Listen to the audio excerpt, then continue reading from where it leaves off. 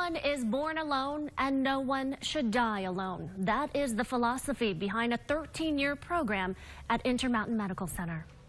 John, do you mind if I hold your hand? It's the gentle touch and kind words.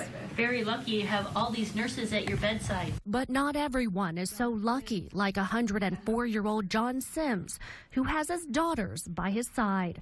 For various reasons, a patient might be alone.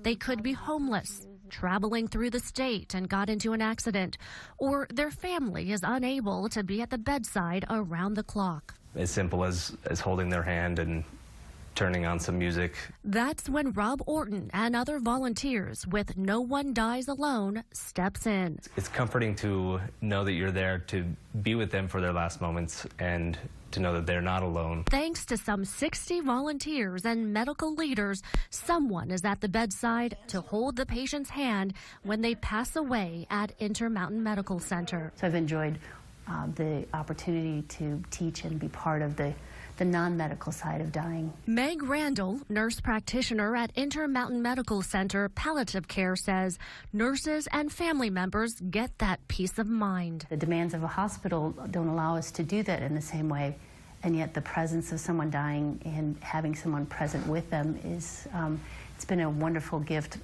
for the nursing staff to know they have someone who could be there for them. If their family can't be with them, we're their family in the moment, and we bond with these patients immediately. It's just like we've known them our whole lives when you go in and sit with a patient, and yet we know so very little about them. Witnessing someone dying and knowing that it can be a source of comfort at a time when medicine might not be able to help them, but there's a lot of presence, touch, and witnessing.